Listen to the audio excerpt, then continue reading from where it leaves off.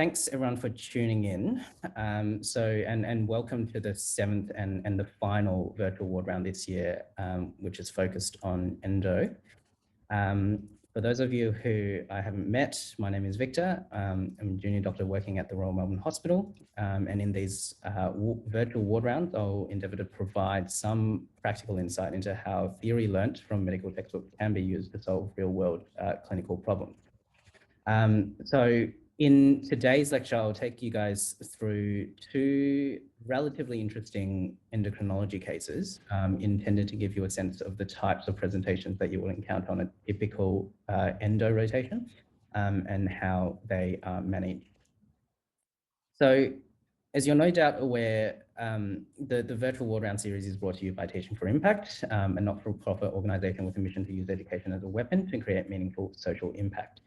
So this year, all of our medical medicine lectures are being run as fundraising events for the Asylum Seeker Resource Centre, the largest independent human rights organisation for people seeking asylum in Australia. And we share the Asylum Seeker Resource Centre's belief that asylum seekers deserve protection, respect, and a chance to live their lives, and invite medical students from across the state and to join us in our campaign to make a meaningful contribution towards this worthy cause. So for those of you who are interested in keeping abreast of the tutorials and lectures that our dedicated TFI medicine team has to offer, just scan the QR code on the right. And as always, I'll try to make this session relatively informal. So at certain points, I'll put questions to the floor, and I'll love it if you could all contribute answers to the online chat, or better yet, just unmute and share your thoughts with the group. And I think the group is small enough for us to be able to, facilitate that kind of discussion. So without further ado, we'll start talking about the first patient. First patient is Mr. QR. Who is a 42-year-old male presenting with DKA and first presentation diabetes. So this patient has no significant past medical history, is on no regular medications, and the patient was actually originally from Senegal, immigrated 13 years ago, and recently became a permanent resident, is from home with wife and 3-year-old daughter. Stopped smoking 3 weeks ago prior to becoming unwell. Previously smoked up to 30 cigarettes per day. A bit more about the history of presenting complaints. So onset of symptoms 2 hours post second dose of Pfizer at the start of this month, meaning October. Symptoms were, fatigue, anorexia, polydipsia, and polyuria. Since then, the patient has had progressive fatigue and increasing thirst and weakness. Prior to the day of the vaccination, the patient reports feeling completely well. And now the patient is drinking up to 6 bottles of water and 3 litres of juice or soft drink per day. Whereas, normally he doesn't usually drink any juice or soft drink. He describes no more than a mouthful of oral solid intake for 2 weeks due to dryness of mouth and anorexia. And he reports an onset of vomiting last night with 1 times very large vomit last night, followed by 3 times further vomits, last one at 9 a.m. this morning. Also a bit of quite a bit of weight loss as well. Previously 82 kilograms in July, now 70 kilograms on admission. Reports being a bit constipated, bowels last opened 3 days ago, reportedly very hard, no fever, chills or shakes, no dysuria or abdominal pain, no cough, cries, shortness of breath or chest pain. No family history of diabetes or any autoimmune disease or heart disease. No personal history of thyroid disease, celiac disease, or other autoimmune disorders. And reports normal vision and peripheral sensation, and no history of renal disease. So the first test that was done in emergency was a VBG, and also sent off some basic bloods as well. Does someone want to talk through what this VBG shows?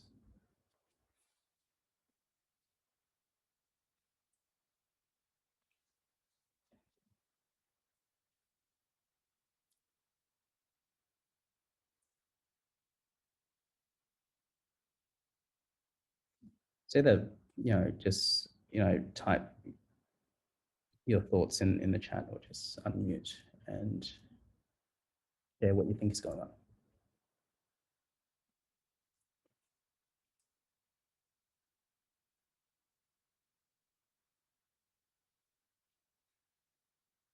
All right, I might throw someone on the bus. Sybil, do you want to talk through this VBG Sure. and tell us what it shows? So pH under 7.35, so it's acidotic. Yep. So then we look at carbon dioxide. Carbon dioxide is lower than normal, so it's not respiratory acidosis. Then we look at bicarb. So it's, yep. So sorry, what's the normal reference range for carbon dioxide? Is it 40? Sorry? Is it 40? Oh, yeah. So plus or minus 5, so about 35 to 45 is usually the reference range. But yep, 40 is usually the oft quoted normal value. Cool. And what does the bicarb suggest? The bicarb, well, I can't remember, but now that I know it's metabolic acidosis, I'll say the bicarb is higher.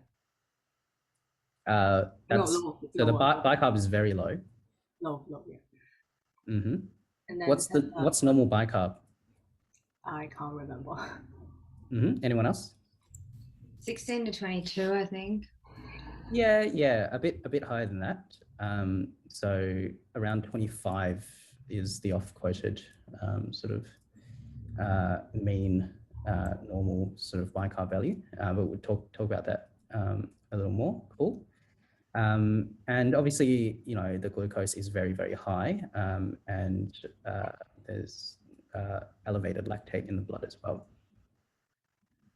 Cool. And this patient doesn't previously have any history of renal disease, but EGFR is 46 with a creatinine of 158.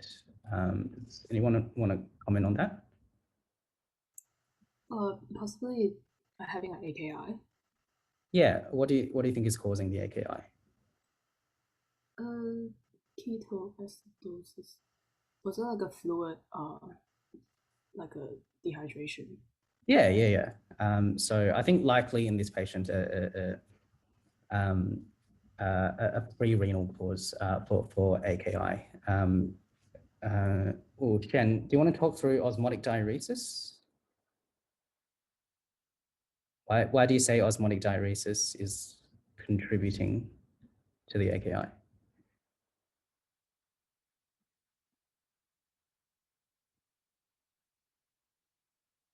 Yeah. So I think both Sybil and you are on the money. Basically, the patient is very volume deplete, and I guess the main mechanism there is one mechanism is poor oral intake. The other mechanism is it's very severe hypoglycemia causing osmotic diuresis, and you're peeing out a lot of the water that way. Often patients have an average fluid deficit of up to 3.5 litres, sometimes up to 7 litres in DKA.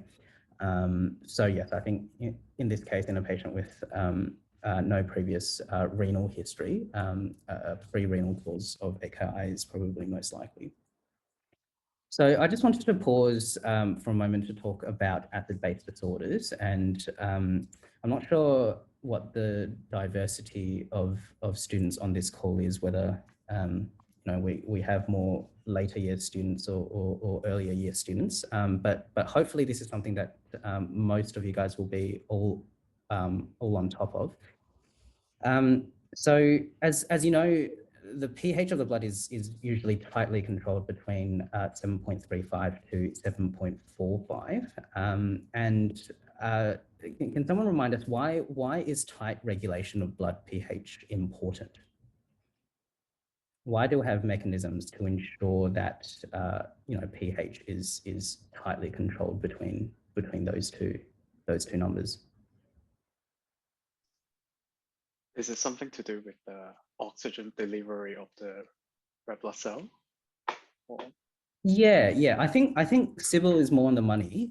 So I guess you probably learned in like year 12 chemistry or something, changes in pH can disrupt the tertiary structure of proteins. And if you disrupt the tertiary structure of proteins, you often disrupt their activity as well. There are many, important intracellular proteins, including enzymes, including membrane channels. And so if you change pH, you disrupt the activity of those proteins. A pH that's drastically outside of that range can be very dangerous very quickly. So in order to ensure that pH is tightly controlled between 7.35 and 7.45, the body has three main mechanisms to cope with minute-to-minute changes in pH. And I've listed it, so buffers, ventilation, and also kidneys as well, renal regulation of acid and bicarbonate. So buffers is your first line of defense. So buffers are molecules that moderate but don't prevent changes in pH. And they do that by combining with or releasing protons. So you can find buffers both within cells and in the plasma as well. And can someone remind us what are the most important intracellular buffers that combine with or release protons to deal with minute-to-minute changes in pH intracellularly? Albumin? Intracellular buffers. Oh, okay. Bicarb? Again, intracellular, so bicarb is the most important extracellular buffer. So I guess, so there are three that I have in mind. So three very important intracellular buffers. One is, cellular proteins can sometimes combine and release protons by themselves. The second one is phosphate ions. And the third one is actually hemoglobin, can bind to or release protons. So those are intracellular buffers. The most important extracellular buffer is, as Jen said, bicarbonate. And bicarbonate is usually, there's a large amount of bicarbonate extracellularly that's derived from the carbon dioxide that's produced from cellular respiration in peripheral tissues. So I have a diagram there. But normally, carbon dioxide produced from cellular respiration in the peripheral tissues, they diffuse into the venous blood. Only 7% of that carbon dioxide remains dissolved in the plasma. The rest enter into the red blood cell. And then inside of the red blood cell, about 23% of the carbon dioxide combines with hemoglobin to form carbaminohemoglobin. And then the remaining 70%, so the majority of CO2 combines with water under the action of carbonic anhydrase to form, firstly carbonic acid, which then dissociates into protons and bicarbonate. And I have that famous equation at the bottom of the slide there. So the protons usually, so we said, hemoglobin is an important intracellular buffer, and protons usually combine with hemoglobin to form, protonized hemoglobin. And the bicarbonate usually then enters the plasma in exchange for chloride. If you remember a phenomenon called the chloride shift. Via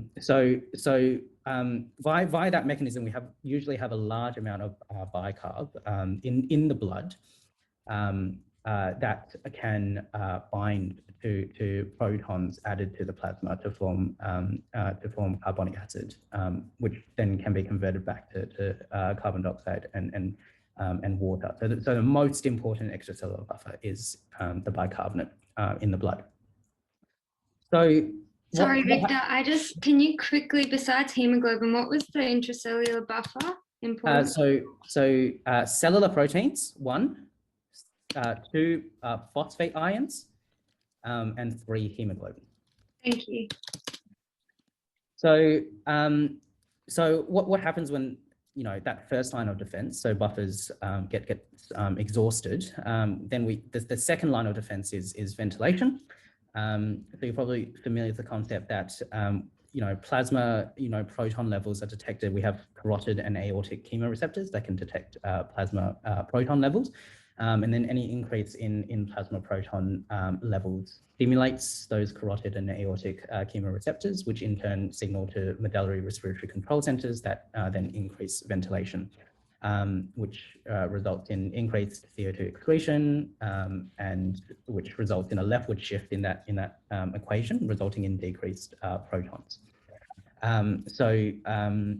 Usually you'll find, for example, in metabolic acidosis, you'll find that we breathe more quickly as a compensatory mechanism to blow off more CO2. And I guess the other component of that is that we also have central chemoreceptors in the medulla as well, which can't detect plasma protons, but detect plasma CO2. And increased plasma CO2 activates those central chemoreceptors in the medulla, which then also in turn signal to the medullary respiratory control centers to increase ventilation. So that's that's the second sort of mechanism. If that is exhausted, then our final line of defense is the kidneys, so renal regulation of protons and bicarb. And this might be harking back to first year medicine or even a bit of undergraduate biochem or whatever, physiology. So there are these cells called intercalated cells in the distal nephron that play quite a significant role in the final regulation of acid-base balance. Intercalated cells are special because they express high levels of carbonic anhydrase, which allows them to rapidly convert carbon dioxide and water into protons and bicarbonate. So you'll probably remember that there are two types of intercalated cells. Type A intercalated cells are those that are activated when the blood is acidic. Type B intercalated cells are those intercalated cells that are activated when the blood is basic. And the only difference between type A and type B intercalated cells is in the locations of their membrane transporters.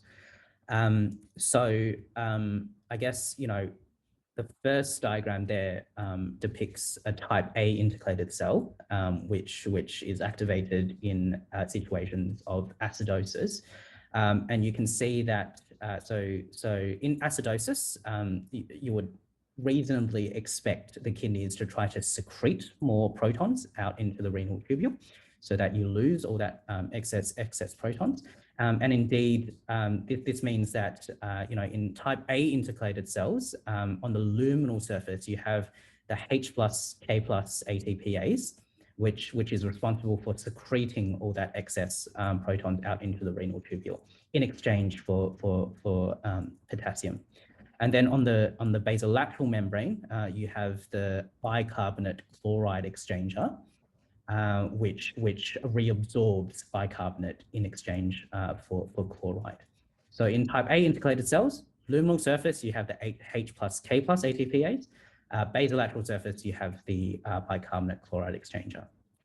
In type B intercalated cells, the location is reversed, as you would expect, because type B intercalated cells are activated in situations of alkalosis. So you want to retain more protons and excrete more bicarbonate. So you would reasonably expect to find the H plus K plus ATPase now on the basolateral surface, and on the luminal surface, you'll find the bicarbonate chloride exchanger. What happens in periods of acidosis? So the type A intercalated cells use their carbonic anhydrase to produce lots and lots of H plus and bicarbonate from water and CO2. Then the H plus gets secreted through the luminal H plus K plus ATPase, and the bicarbonate gets reabsorbed from the basolateral bicarbonate chloride exchanger. The reverse happens in periods of alkalosis. So type B intercalated cells are then activated. And again, they also use the carbonic anhydrase to produce lots of bicarbonate and protons from water and CO2. And then the H plus is reabsorbed now through the basolateral H plus K plus ATPase, and the bicarbonate is then secreted out through the apical or luminal bicarbonate chloride exchanger. What's important to note is that the presence, because movement of protons occurs through this H plus K plus ATPase, acid-base balance and potassium balance are intimately connected. So in situations of acidosis, you have type A intercalated cells being activated. So H plus, so protons get secreted, but in exchange, K plus gets reabsorbed. So in situations of acidosis, you would expect there to be a lot more potassium being reabsorbed through the type A intercalated cells, resulting in hyperkalemia. Whereas in situations of alkalosis, you have protons getting reabsorbed and potassium being secreted out. So you'll lose a lot more potassium through the type A intercalated cells, resulting in hypokalemia. So acidosis, you would expect hyperkalemia, whereas in alkalosis, you would expect hypokalemia.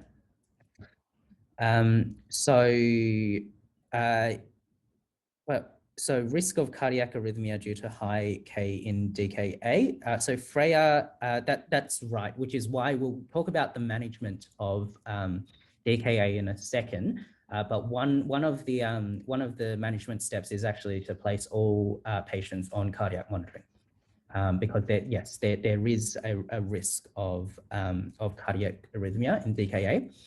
The caveat to that, though, is that usually in DKA, you actually have a potassium deficit rather a hyperkalemia. And I'll talk. I think, is that the paroxysmal thing? Yeah. Because insulin keeps potassium. That's right. And they don't have insulin. That's right. Yeah. So I will talk about that a bit more in a later slide. But all good things to think about.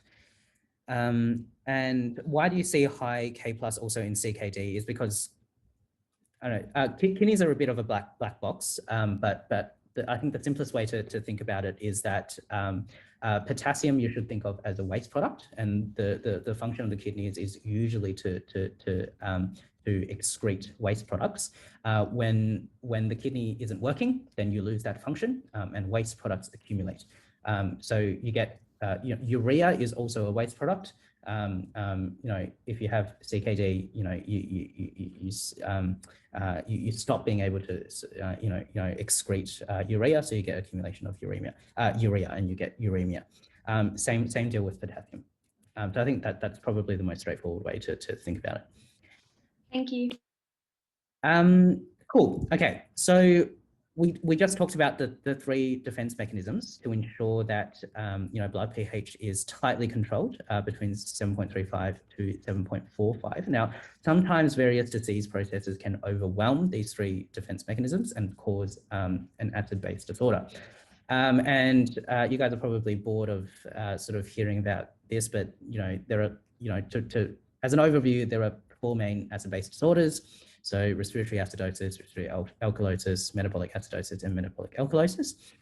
So in brief, respiratory acidosis is just due to hypoventilation. So you're not breathing as much as you should, and so you're not blowing off CO2, and so the CO2 accumulates, and CO2 is acidic, so you get acidosis because you're not breathing. So there are various causes, various reasons why you might not be breathing. So I've loosely divided it up into CNS pathologies, neuromuscular pathologies, muscular pathologies, and lung pathologies. So CNS pathologies, if you've OD'd on opiates, then that can cause respiratory CNS, respiratory depression, and you can not breathe as much. Other things like Guillain-Barré syndrome, which we talked about in a previous talk, and polio can also cause respiratory depression as well. A lot of neuromuscular pathologies like myasthenia gravis, we have autoimmune antibodies targeting postsynaptic nicotinic receptors, can also cause respiratory depression. And, there are muscular pathologies as well, because obviously, you have muscles that help with breathing usually, and you have muscle disorders, or if you, for example, if you're an asthmatic and you're breathing like really rapidly, but then, your muscles fatigue, that can sometimes cause a respiratory acidosis as well. And various lung pathologies like asthma, COPD, etc., can cause respiratory acidosis. Respiratory alkalosis, on the other hand, is due to hyperventilation, so you're breathing too much and you're blowing off too much CO2, so there's not enough CO2 in your body, which causes an alkalosis, because remember, CO2 is an acid. And so, there are various causes of hyperventilation, so anxiety, asthma, heart failure, sepsis, hypoxia, can be due to high altitude. All of those things can cause respiratory alkalosis. So I think the more exciting ones, so respiratory acidosis is just you're not breathing enough. Respiratory alkalosis is you're breathing too much. The more interesting ones are probably the metabolic acidosis and metabolic alkalosis. So metabolic acidosis, the way that I think about it is that there are two main mechanisms, and it should make sense, either addition of protons or loss of bicarbonate. And both of those mechanisms can bring out a metabolic acidosis. And the addition of protons can be due to, production of lactic acid. So if you become ischemic, you dump lots and lots of lactic acid into the blood, and that can be your source of additional proton. That can cause a metabolic acidosis. So in the situation of DKA, it can be ketones, which get produced and dumped into the blood, which can be the source of additional protons. Poisons such as alcohol can be the source of additional protons, and also renal failure as well. And the way that I think about it is that protons, just like potassium and urea, is usually a waste product. And if your kidneys fail, then you're not able to excrete those protons, and you accumulate additional protons, causing a metabolic acidosis. So those four things that I just talked about usually causes what we call a high anion gap metabolic acidosis. And can someone remind us what the anion gap is and how you calculate it?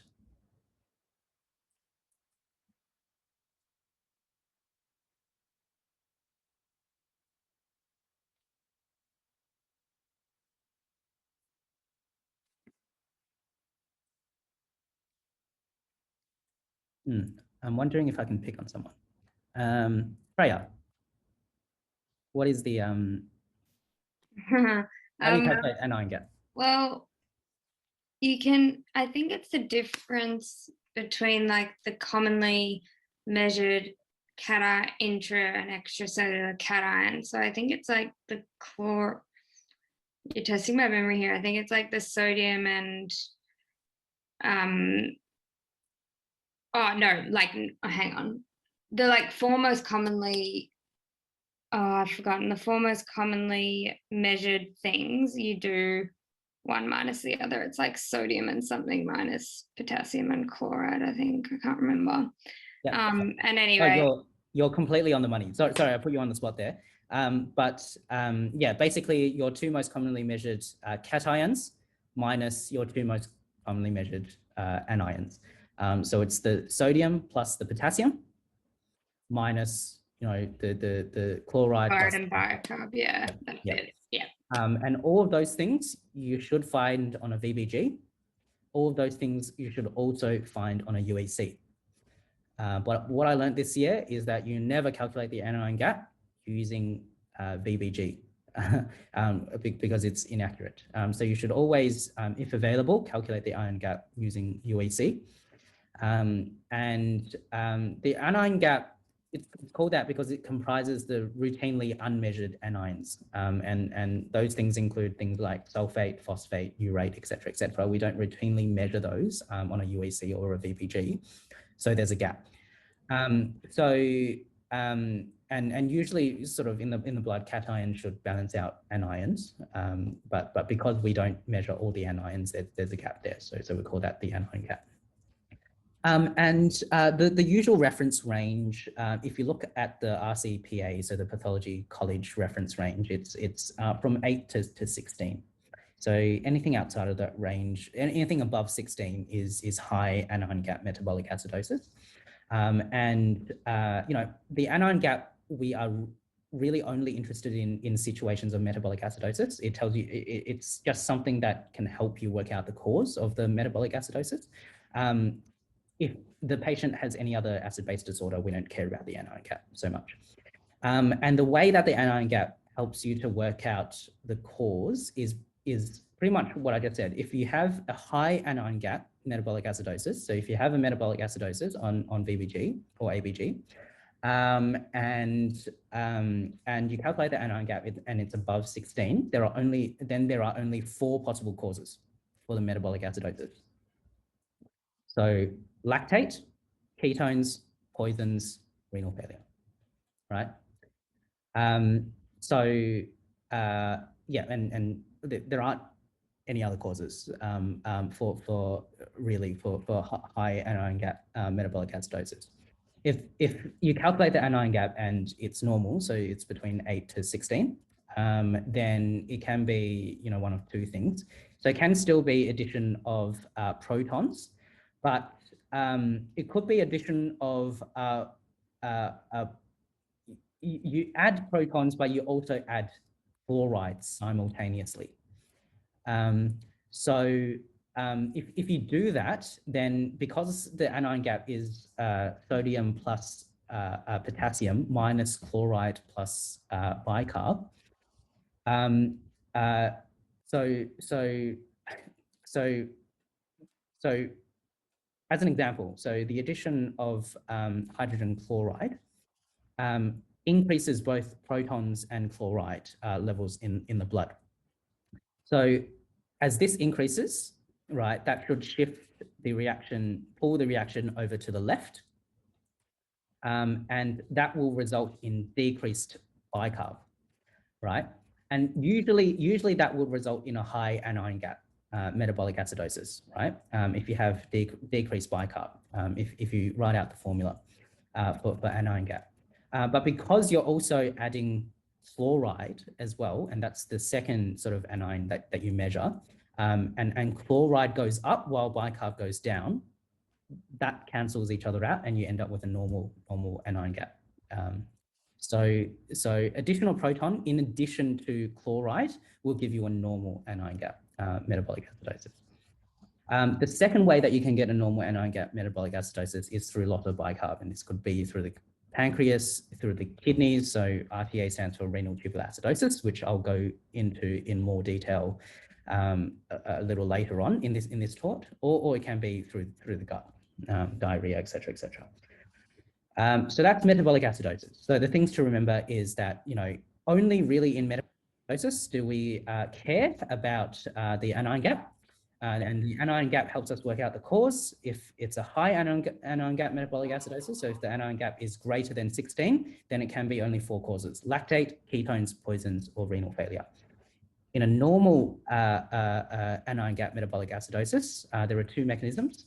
So either you're adding protons, but you're also adding chloride, or you're losing bicarbonate. And you can lose bicarbonate through one of these 3 organs: pancreas, kidneys, or gut. Now, metabolic alkalosis, on the other hand, so it's the reverse. So again, 2 mechanisms. You can be adding bicarbonate, and often this is due to exogenous bicarbonate through IV or tablets, or you're removing acid. So vomiting, you're vomiting up a lot of gastric acid. So you can lose protons and cause a metabolic alkalosis, or if an NGT is in situ for gastric decompression, let's say the patient has small bowel obstruction, we stuff an NG NGT in and the daily sort of NGT output is like 2 liters, then you can lose a lot of gastric acid that way as well. Cool. Okay, so hopefully all of that is a bit of revision. This slide should also be a bit of revision as well. So I think interpreting blood gases, hopefully most people here are comfortable doing that. Very simple process. So, you know, different people do it differently, but I take a 3-step process. So first step, look at the pH. So the usual reference range for pH is 7.35 to 7.45.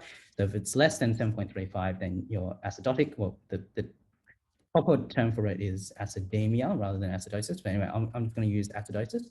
And if it's above 7.45, the patient is in alkalosis. And then once you've figured out, you know, whether the patient is acidotic or alkalotic, step 2 is to look at the CO2. So usual CO2 is 35 to 45. So the perfect CO2 is 40 plus or minus 5.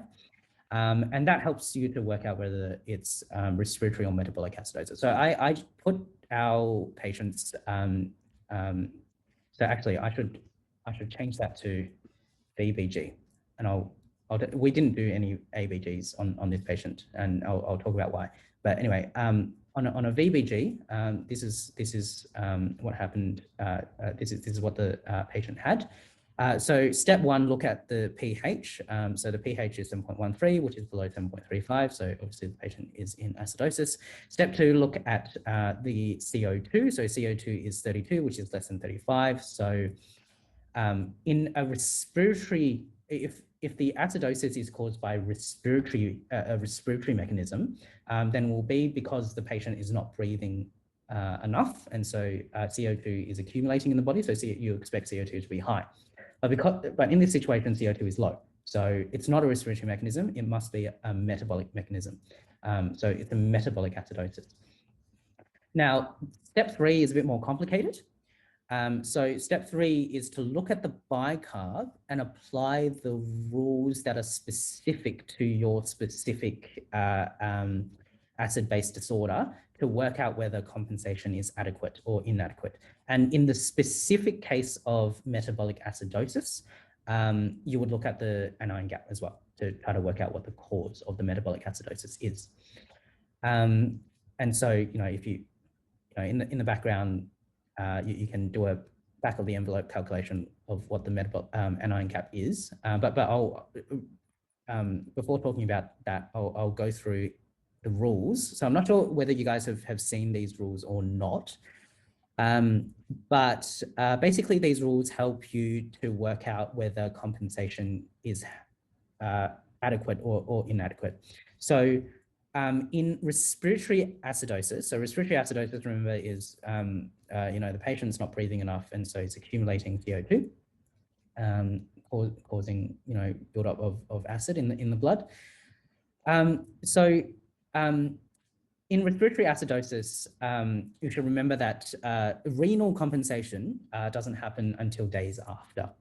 So if there's no compensation, so in acute uncompensated respiratory acidosis, you'll expect for every 10 CO2 increase, you would expect bicarb to increase by 1.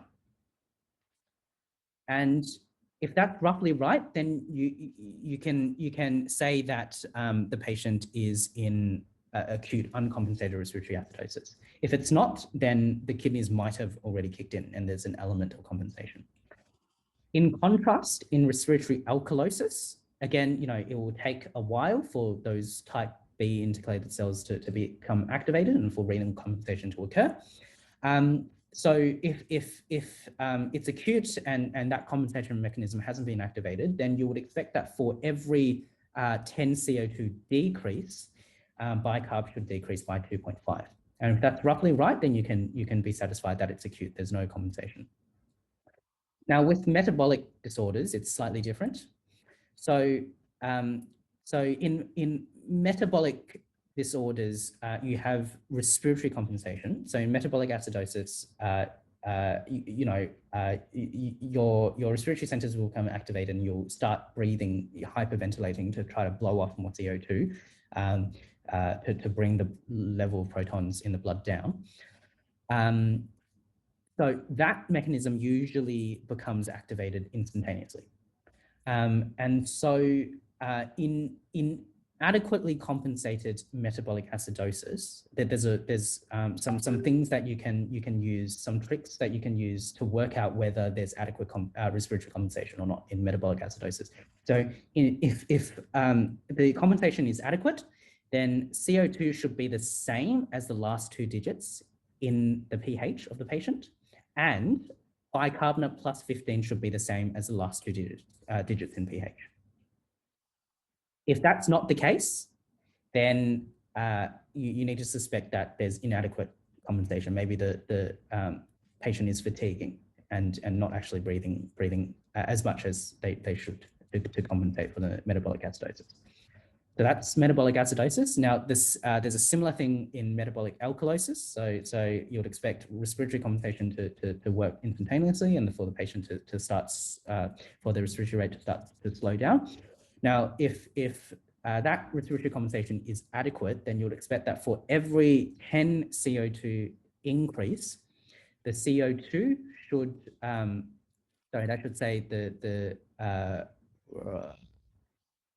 so for every CO2 increase, I think that should say the bicarb should increase by 6. And the bicarb plus 15 should be the same as the last two digits in pH. Sorry, there's a typo there. Great.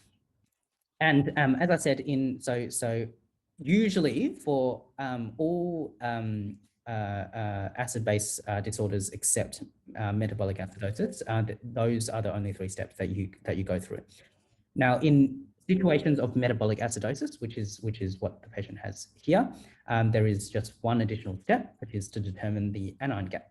And you do that by, again, never calculate the anion gap using the VBG, always calculate it using the UEC. So you add the sodium and the potassium and subtract it from the chloride plus the bicarb. And remember, the reference is 8 to 16. So in this case, the anion gap is, if you calculate that, it's about 30.5, which is very high.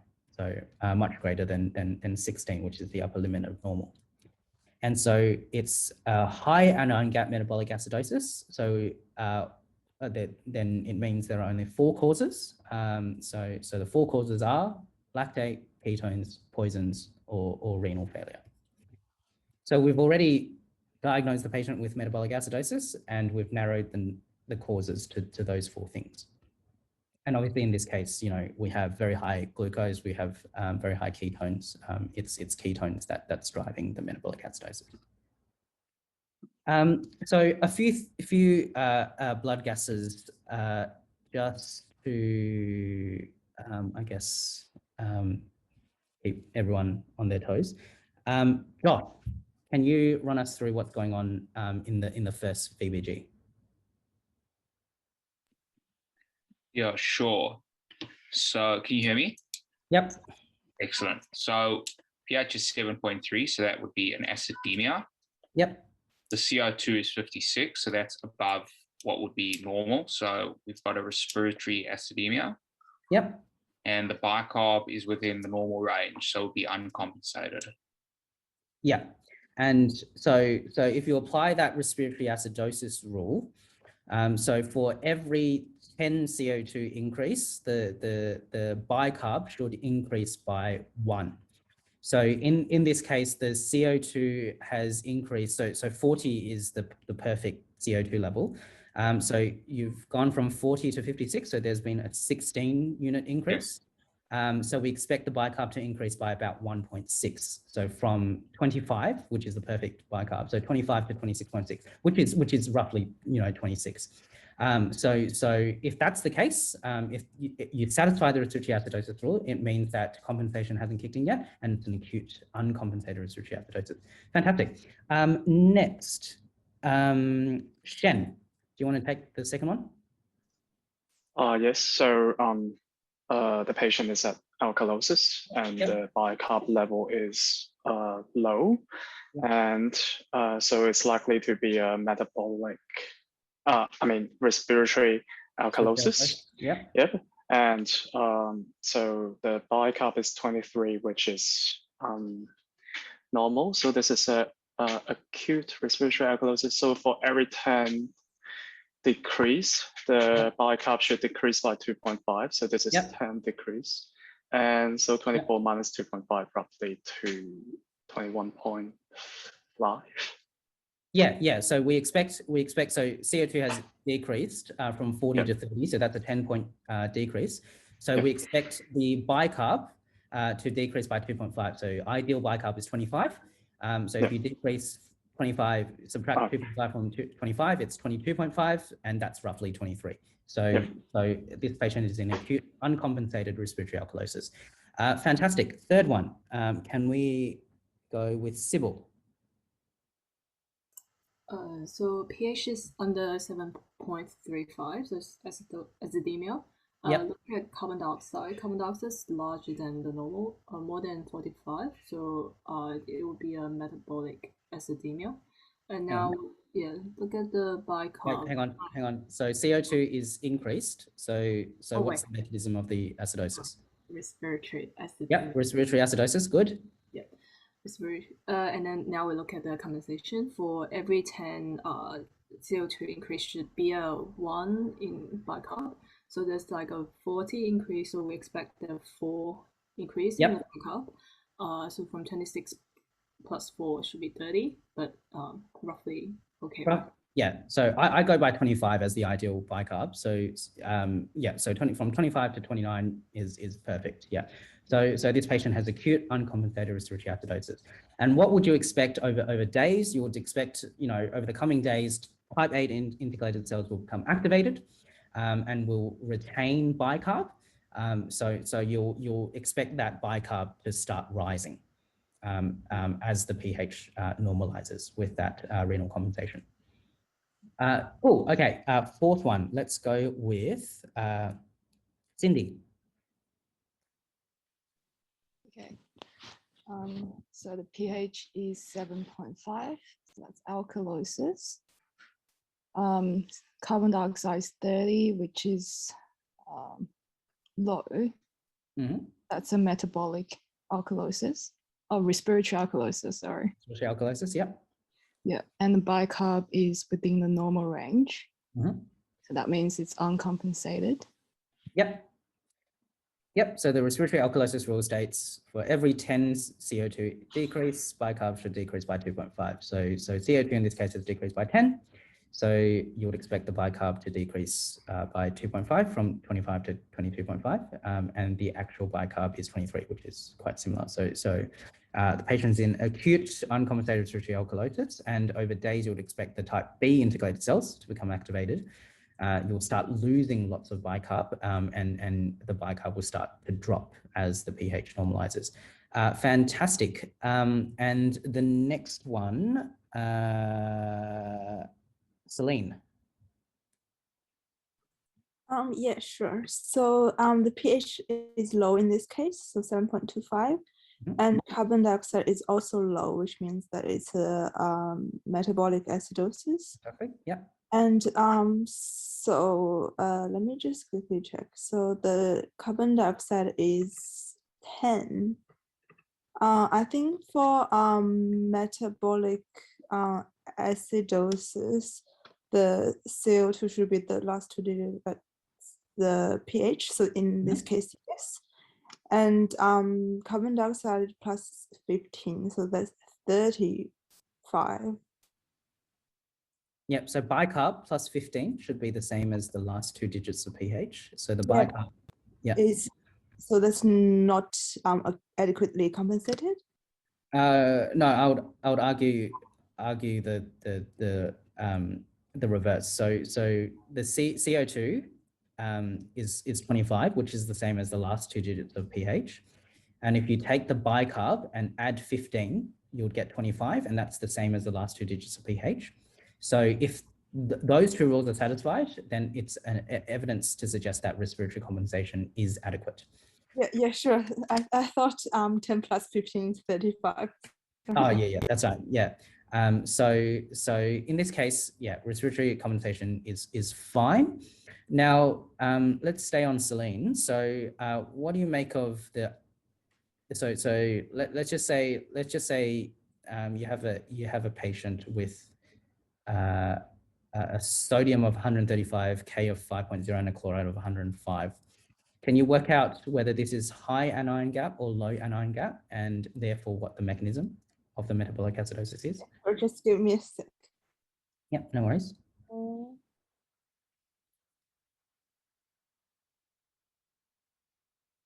So for the first line, the anion gap is 25. Yep. Which is normal. So above 16 is high. Above 16 is high, so that's a high anion gap. Anion gap. The cause of yes. metabolic acidosis. Yes. Then the next one. No, sorry, Celine. What's the cause of the metabolic acidosis? You have a high anion gap, metabolic acidosis. So the cause can only be 4 things. Yes, so it's lactate, Yep. renal stuff. Renal failure, yeah. Yes, and ketones, diacetyl, and poison. And poisons, fantastic, cool. And then in the second instance? So it's 140 minus 130, so it's 10, so that's normal. Yep. So because the anion gap is normal, so it can either be like a increase in HCl or like a loss of bicarbonate, for example, like diarrhea. Yeah. Fantastic. Cool. Easy. And the last one, let's go to Adam. Yeah. So pH is elevated, so alkalosis, CO2 elevated, so it seems like a respiratory alkalosis. But the thing is, oh no, that'd be metabolic because the HCO3 is elevated, so we're dealing with metabolic alkalosis. Makes sense considering haven't had one yet. And for every 10 increase CO2, so in this case, sorry, I had that the wrong way around. So the metabolic alkalosis rule is actually for every 10 bicarb increase. Okay, sweet. That CO2 should increase by 6. Sweet, much more manageable that way. So there's an increase of 10 in there. And so you'd expect the CO2 to go up to about 46-ish. So it's not, it's 49. So I guess in that case, inadequate in that sense. But the HCO3 plus 15 is the last two. About, so I guess adequate. Yeah, so let's run through it. So the first one is, for every 10 bicarb increase, your CO2 should increase by 6. So normal bicarb is 25, or at least, I think of it as 25. So bicarb has increased by 15 to 40, so for every 10 bicarb increase, your CO2 should increase by 6. So, in this case, bicarb is increased by 15. So I would expect CO2 to increase by 9 and CO2, the normal CO2 is 40. So if you increase 40 by 9, it's 49. So that fits the bill. And then you go to the bicarb, and if you plus 15, that's 55, which is quite similar to 54. So I would argue that this is adequately, there's evidence that this is adequately compensated metabolic acidosis. Victor, can I ask a quick question? Yeah. When this in actual clinical practice on the wards, are they doing this by hand, or are they putting this into calculators? Yeah, you do it by hand. Yeah. Well, the maths isn't that complicated, but. And what's the clinical relevance? Like, if it's uncompensated versus compensated, does that mean that does that guide your adjustment of any of the fluids or medications at all? Or does that just give you an idea of where they're at? Yeah, so it gives you a prediction of whether patient can correct that acid-base disorder on their own or not. Yeah. Or so if there's evidence that the patient is adequately compensating on their own, then we're less worried. But for example, if the patient is in metabolic acidosis and there's evidence that respiratory compensation is inadequate because of muscle fatigue, then we get more worried.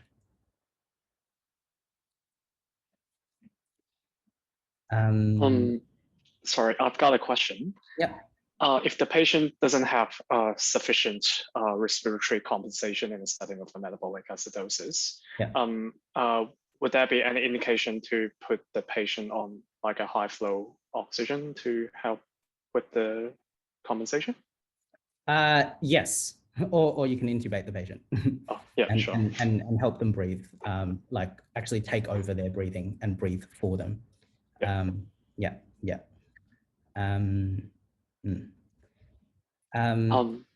Yep.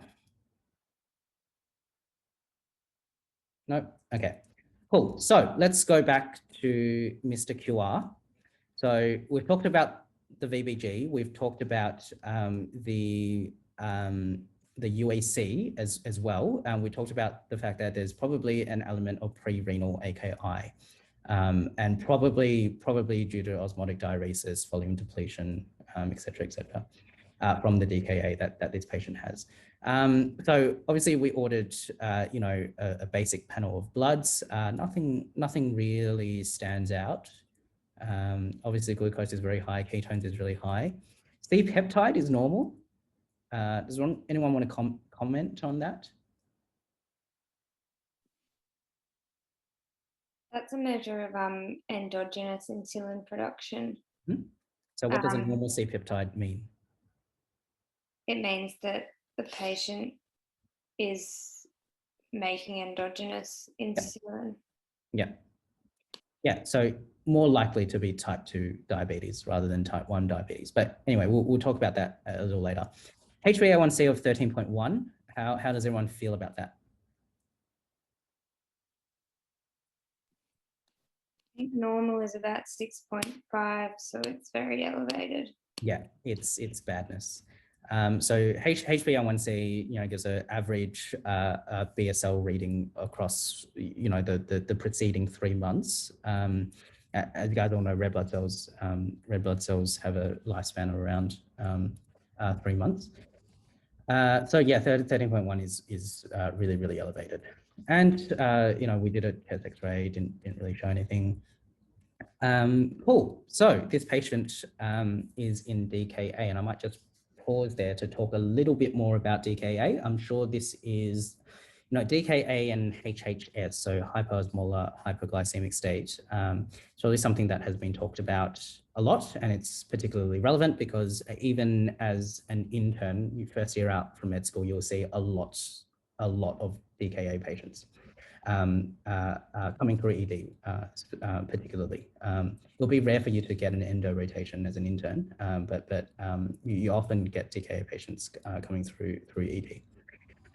So a bit about it, DKA and HHS are the two most serious acute complications of diabetes. So they're subtly different. So DKA is characterized by ketoacidosis and hypoglycemia, whereas HHS usually has more severe hypoglycemia, but no ketoacidosis. And usually in DKA or HHS, there's a precipitating event. So you can usually identify something that has triggered the event. And I've listed some of the most common precipitating events for DKA specifically on the slide.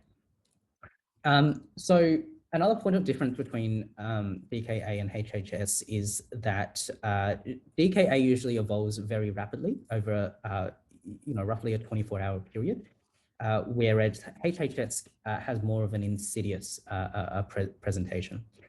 Now in DKA, probably so again over a 24-hour period, you'll get patients. The earliest symptoms are those of marked hypoglycemia. So things like polyuria, polydipsia, weight loss, all symptoms of which our patient experienced. And in DKA, but not so much HHS, you tend to get GI symptoms. So patients with DKA can present with nausea, vomiting, abdominal pain, whereas in HHS, abdominal pain is pretty unusual. It's thought that the abdominal pain in DKA, it's not really known why patients with DKA experience abdominal pain, but the theory is that there's delayed gastric emptying, and some people think that the metabolic acidosis can induce an ileus, so a paralysis of the gut, which then causes the abdominal pain. I guess, in DKA, so those are the earlier symptoms. All of them are associated with marked hypoglycemia. Now, as the degree and the duration of hypoglycemia progresses, what you will see is plasma osmolality starts to increase. And once it gets above, can someone remember what normal serum osmolality is? I think I talked about this when I went through hyponatremia in one of the earlier talks.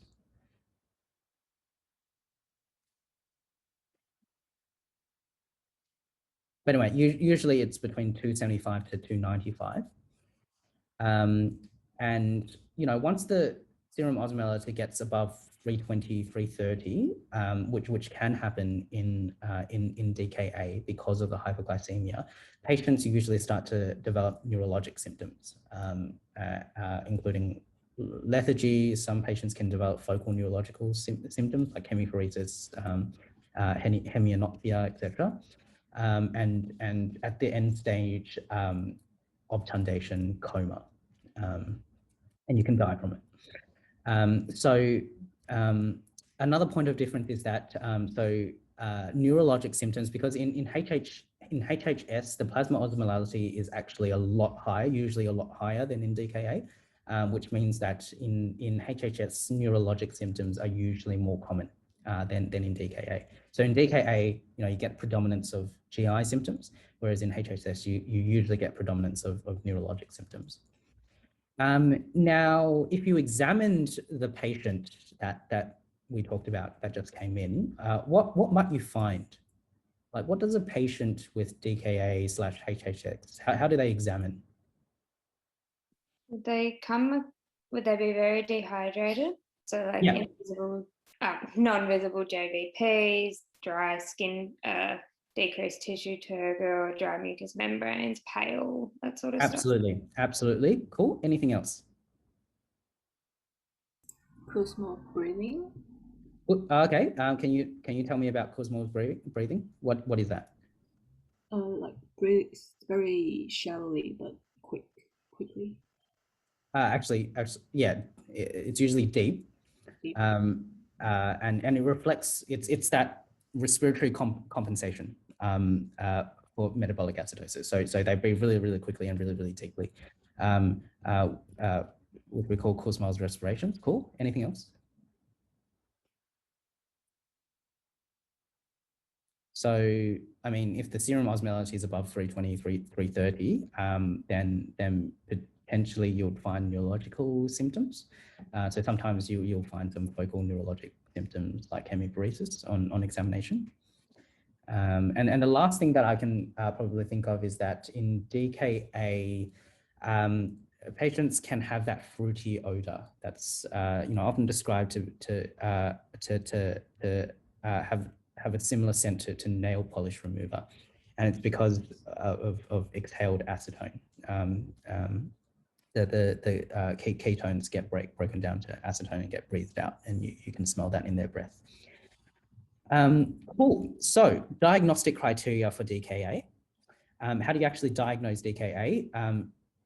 So DKA is diagnosed when you have the triad of clinical features. So the triad is hypoglycemia, 1, 2, AGMA, so high anion gap metabolic acidosis, and 3, increased ketones. Either manifest as increased serum ketones, so ketonemia, or ketones in the urine, so ketonuria. And by way of numbers, so hypoglycemia is defined as above 15. Generally in DKA, you can get elevations up to 28, so 19 to 28. Usually you don't get much above that. So in DKA, it rarely rises above 40, but in HHS, you can get, I think there's been studies that have found a median glucose reading of 56 in HHS. So in HHS, as compared to DKA, the hypoglycemia can be a lot more marked. So ketones, any detection of elevated ketones in the blood or urine satisfies that criteria. And by way of definition, high anion gap metabolic acidosis is defined as a pH of less than 7.3 and a serum bicarb of less than 15. Victor, can I ask a quick question? Yes. I know it's never clear cut, and I know that DKA can happen in both emergencies can happen in either type of diabetes, but we get taught that DKA is more common in type 1 and HHS more common in type 2. Yeah. So just that this person has a normal C protein, C peptide, sorry. Is this just unusual that he has type 2 and he's presented for the first time with DKA? Yeah, it's not unusual for Okay. type 2 diabetics to present with DKA. Okay. The common teaching is correct in the sense that, so in type 1 diabetics, you get taught that there's absolute insulin deficiency, and that sort of staves off the ketosis a little bit.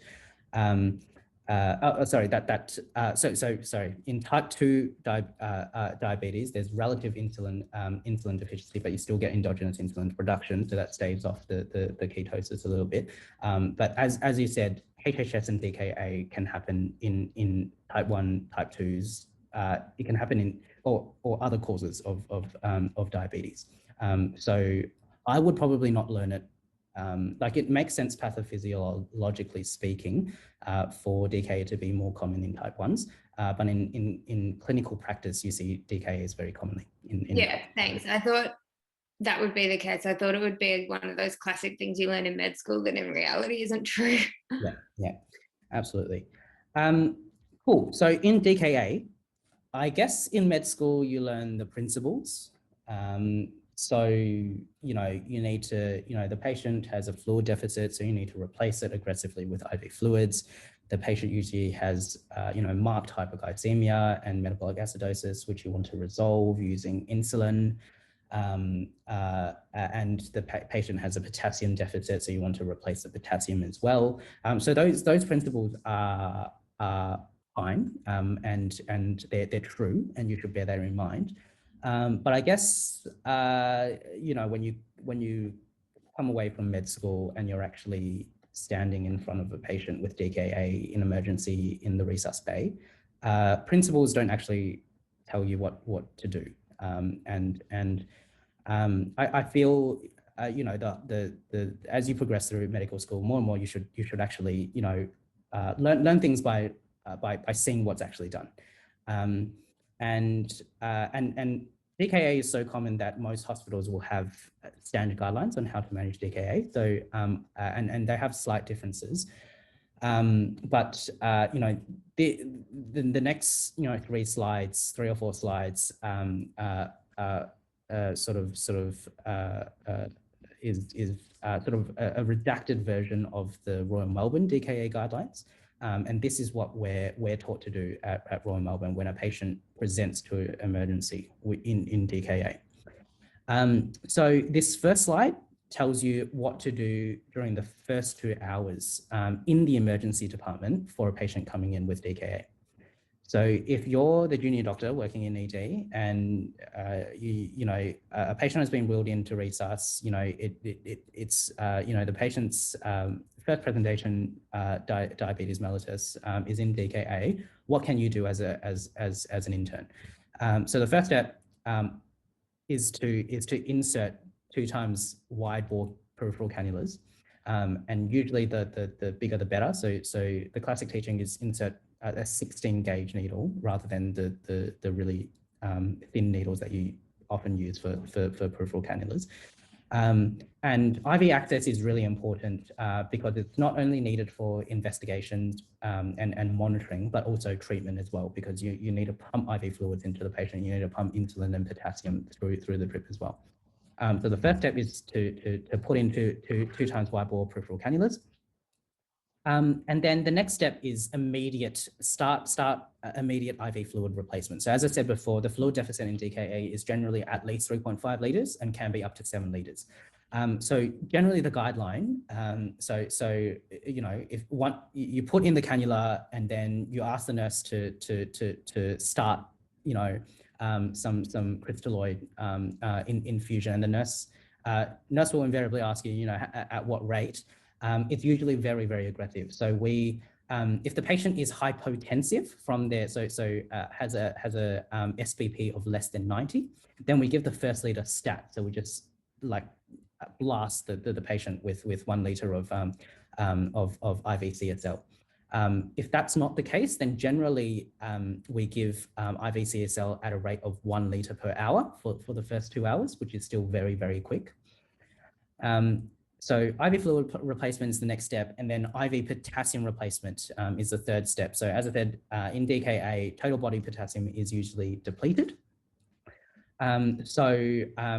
At Royal Melbourne, we generally start IV potassium at a rate of 10 millimoles per hour if the potassium is between 4 and 5.5. And at 20 millimoles per hour if the potassium is less than 4. Although 20 millimoles per hour you'll find is usually not allowed on general wards. So it's only something that you can do either in ED or in ICU. And the reason why we so aggressively replace potassium is that so the next step is IV insulin. Once we start IV insulin, you would expect, so you probably remember, insulin makes potassium go into cells. And so as soon as you start insulin, the potassium will start to fall, which is why you know, if the potassium comes back at 4.0 to 5.5, you immediately start IV potassium, and then you start IV insulin simultaneously. It's important though that before starting insulin that you make sure that the potassium is actually not low, so it's above 3.5. If you start insulin on a patient who is hypokalemic, you can cause very severe hypokalemia, you know, the patient can develop cardiac arrhythmias and die. So IV insulin, usually we invariably give rapid acting insulin in situations of DKA, and at Royal Melbourne we use Act Rapid, and usually at a rate of 0.1 units per kilogram per hour. Once you start that, then you monitor the glucose levels quite closely. And there's been studies that have shown that the optimal rate of BSL decline is between 3 to 6 millimoles per liter every hour. So we try to aim for that with the IV insulin infusion. So that's the first 2 hours, and that's what should be done in ED. Now, sometimes in ED, so at RMH we have a 4-hour deadline in ED. So we try to get patients, you know, out of ED by the 4-hour mark. By the 3-hour mark, the patient may still be in ED. And so things that you should do in ED in this situation is to repeat the investigations.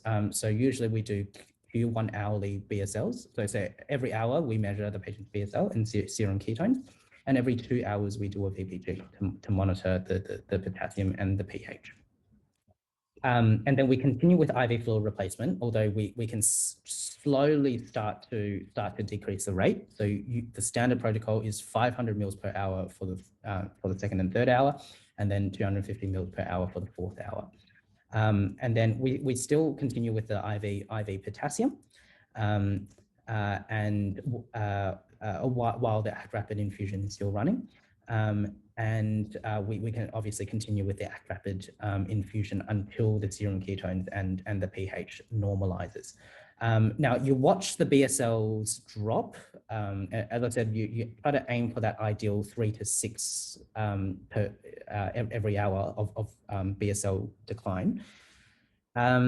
Once the BSL drops below 15, obviously we don't want to cause hypoglycemia. So usually as soon as the BSL drops below 15, we decrease the IV insulin, the rate of IV act rapid that we use from 0.1 to 0.05, and then we simultaneously infuse the patient with glucose, so IV dextrose, 5%, to prevent hypoglycemia. And so administering glucose avoids hypoglycemia, but still allows the act rapid infusion to continue suppressing ketone formation while the acidosis is resolving.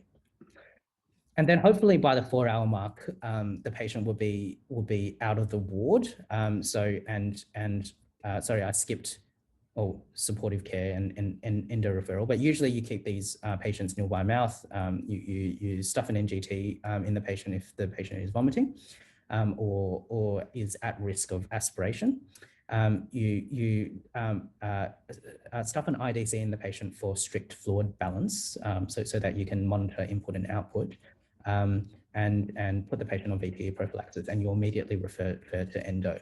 Hopefully by the 4-hour mark, the patient will get stabilized in ED, and you can transfer the patient onto the endo ward. On the ward, usually, we continue with the, BSLs every 1 hour until the act rapid infusion is ceased. Hopefully by now the patient is more stable, and so we can do less close monitoring of their electrolytes and ketones. So usually at this stage, we do Q4 hourly UECs, VBGs, and serum ketones. And then obviously, so another step that I missed is so once you stuff the 2 white ball cannulas in, you want to send off bloods to try to figure out what has precipitated the DKA event so that you can reverse it. On a previous slide, I sort of listed out the most common precipitating factors. Usually it's caused by an infection. A lot of these elements are elements of a septic screen. And usually by the 4-hour mark, a lot of those investigations would have come back, and you can review those. You continue the IV fluid replacement until the patient becomes euvolemic, and the DKA is resolved and the patient is tolerating oral fluids. You continue the IV potassium while the IV insulin is running. And in terms of switching from IV insulin infusions to subcut insulin, so like a basal bolus regimen of insulin, we usually use these thresholds. So once the ketones have come down to 0.6 and the pH has come back up above 7.3, and the patient is tolerating, eating and drinking, we usually then step the patient down to a basal bolus insulin regimen, and we can cease the IV fluids as well. So that's usually the standard protocol. And so indeed in our patient, when the endo-reg admitted the patient, this was the plan that the endo-reg documented. So yeah, admit endocrinology, goals of care A, reg meds is charted. We continue with the insulin infusion and the potassium replacement while the patient is on insulin, and as per DKA guidelines, do Q1 hourly BSLs, Q2 hourly VBGs. This was like at the 2 hourly mark. And then because the patient's BSLs had dropped below 15, we can start dextrose infusion, and then orders to cease insulin infusion once the ketones drop below 0.6 and the pH rises above 7.3. And then the rest is sort of trying to work out what the cause for the DKA is. I guess so this patient obviously has diabetes. Just to remind everyone that there are 4 ways of diagnosing a patient with diabetes. So you can do that the most common way to diagnose a patient with diabetes is a fasting blood glucose of above 7. But there are 3 other ways. So a random blood glucose of above 11 in a patient with diabetic symptoms like polyuria, polydipsia, fatigue, or weight loss diagnoses diabetes. The other way is using oral glucose tolerance tests. So you give a patient a 75-gram glucose load and then measure the serum glucose 2 hours after. And if it's above 11, then that also diagnoses diabetes. And the last way is using a HbA1c. So if it's above 6.5, then that diagnoses diabetes. So in this case, the patient satisfies 2 of those. So random blood glucose was like a lot above 11, like it was 29 or something. And the patient obviously had diabetic symptoms. So we can diagnose diabetes that way, or we could have diagnosed diabetes using a HbA1c, which was very much above 6.5. Yeah, like once we've made the diagnosis of diabetes, we generally order some routine investigations. So if not already done, we order a HbA1c. We also measure things that are commonly sort of associated with diabetes. So fasting lipid profile for hyperlipidemia, LFTs, urine ACR for diabetic nephropathy, and we measure UECs to measure the renal function. If we're suspecting type 1 diabetes, then we send off bloods to detect other autoimmune sort of conditions. So a TSH to detect autoimmune thyroid disorders, celiac antibodies to screen for celiac disease, et cetera, et cetera. And often, in this patient, you may be unsure about whether the patient is type 2 or type 1 type 2 or type 1 diabetic. There are 2 ways that you can sort of differentiate between type 2 and type 1 diabetes. So one is the C-peptide. So obviously, in absolute insulin deficiency, the C-peptide level should be almost 0. And so if you get a low C-peptide level, then that's suggestive of type 1 diabetes. The second way is autoantibodies. And usually we send off at least 2 autoantibodies. So the 2 most commonly ordered autoimmune antibodies are islet cell antibodies and GAD65 antibodies, both of which were ordered here. But there are other autoantibodies that you can order as well, including anti-insulin antibodies and IA2 antibodies, and also zinc transporter 8 antibodies as well. And they're just, if they're positive, that just corroborates your diagnosis of type 1 diabetes. Cool. So, progress. So 6 hours into admission, we do repeat bloods, and this is what the patient has. So you can probably tell that with lots and lots of IV fluids, the renal function has come back up, which is great. The glucose has decreased quite markedly from 29 to 9, which is great. Ketones, it's not quite at the threshold of 0.6 yet, but it's come down quite a bit. But this is curious. So the patient has developed quite significant hypophosphatemia. Can someone hazard a guess at what's happening there? And also, are you concerned? Is hypophosphatemia something that you should be stressed about?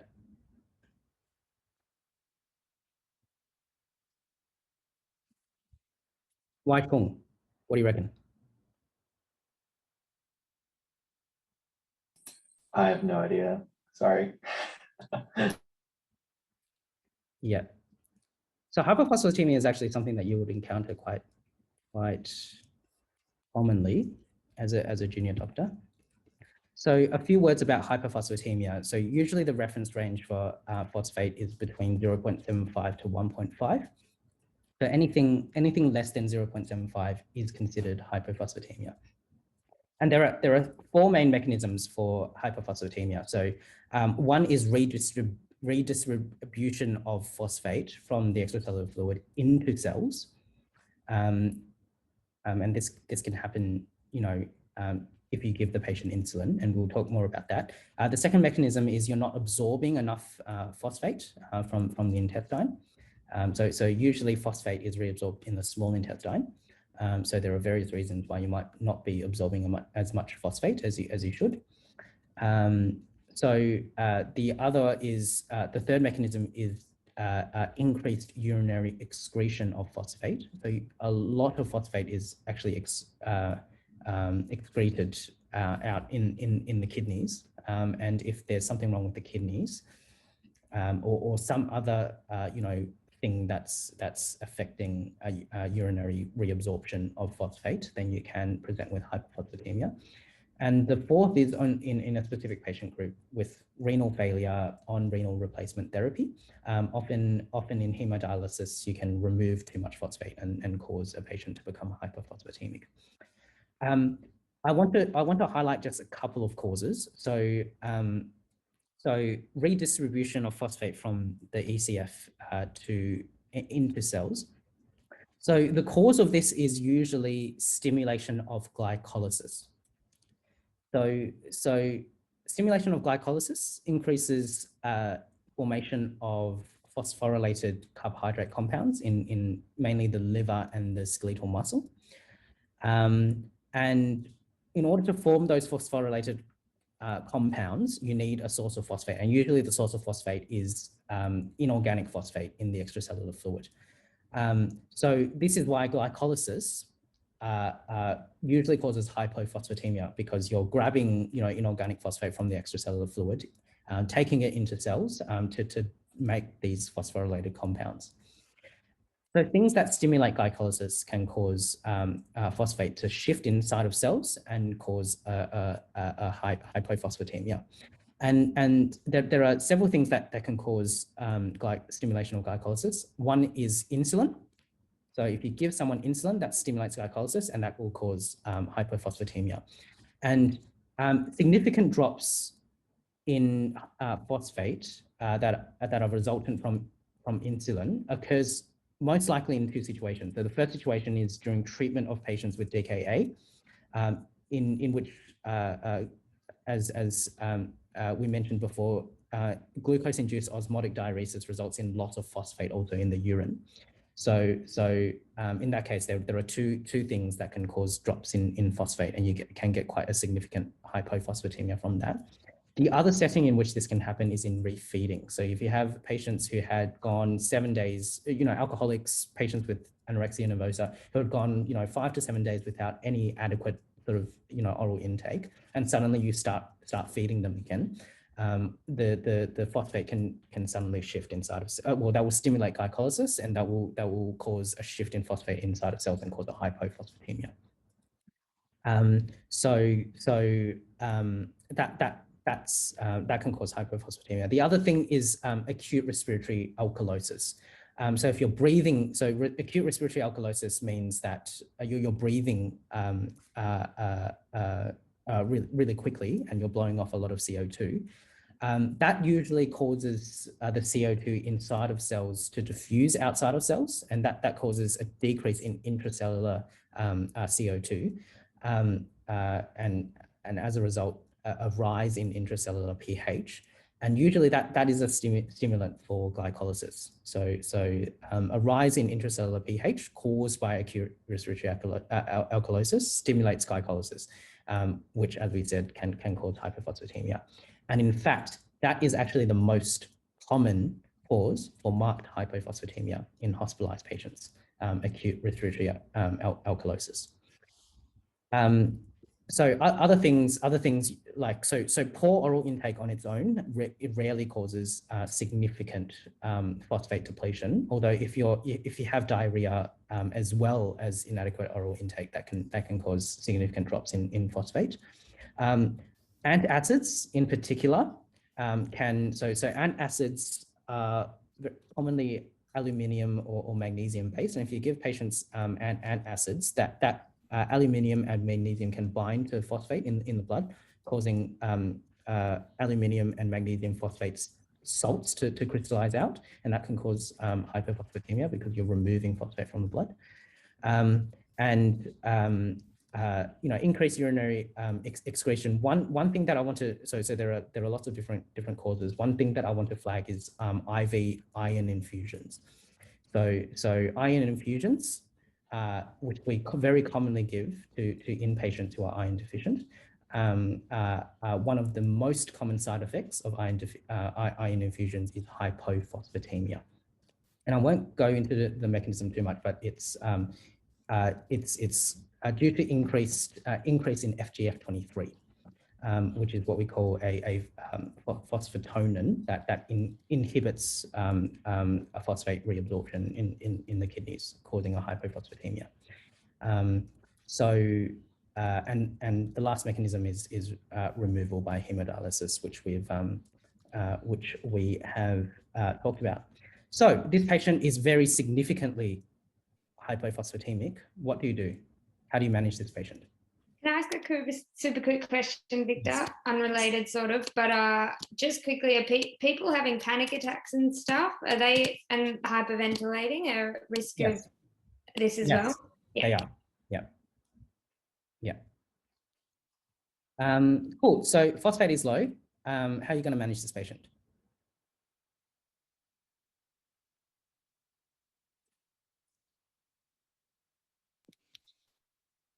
So is there a way, I don't know if there's a natural name for it, but just replace the potassium. Replace the phosphate? Yeah. So it's low, so you just replace it. So obviously you want to find out what the cause is, and if it's a reversible cause, you want to reverse it. But yeah, otherwise the management is to replace it. Now, there are two ways of replacing it. You can either replace it using oral phosphate tablets, or you can replace it IV. Which one are you going to go for?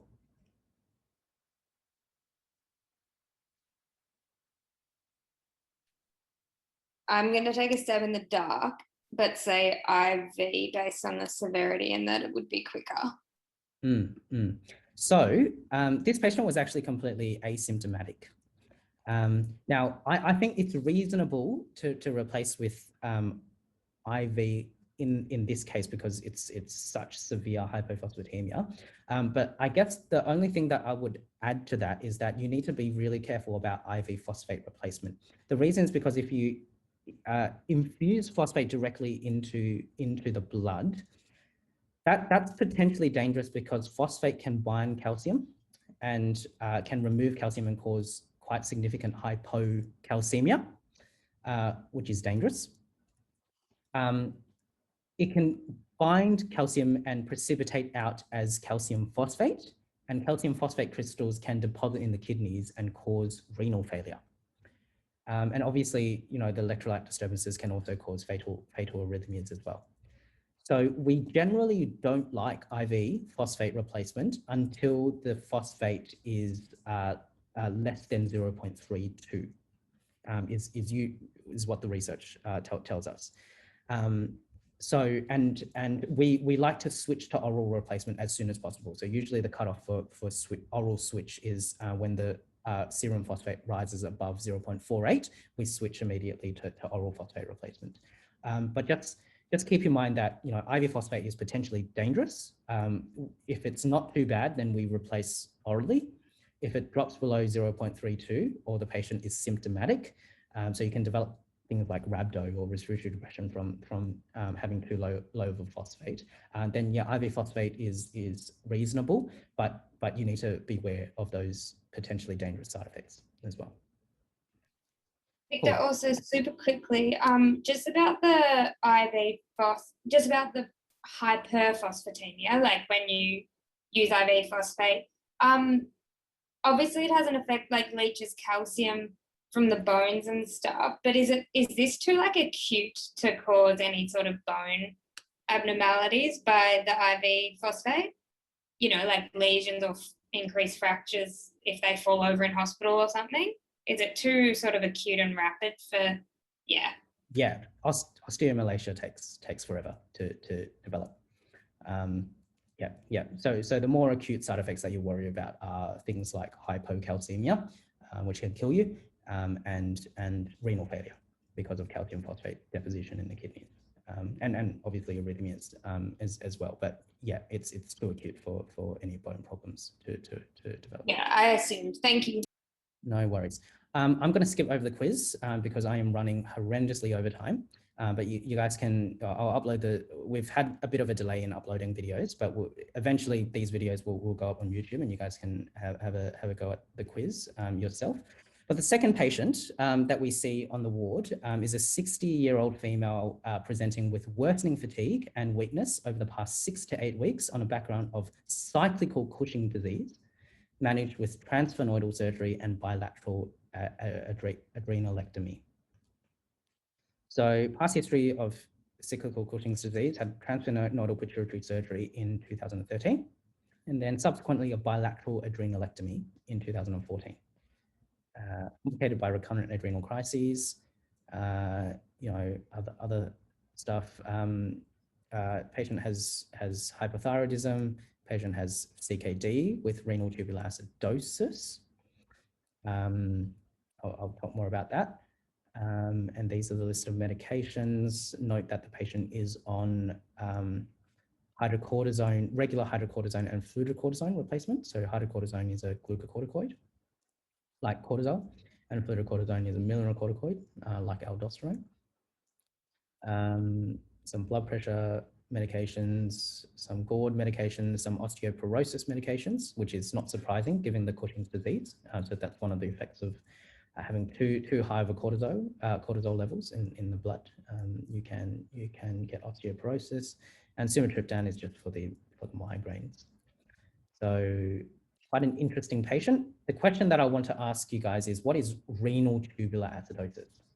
Have you guys heard of this?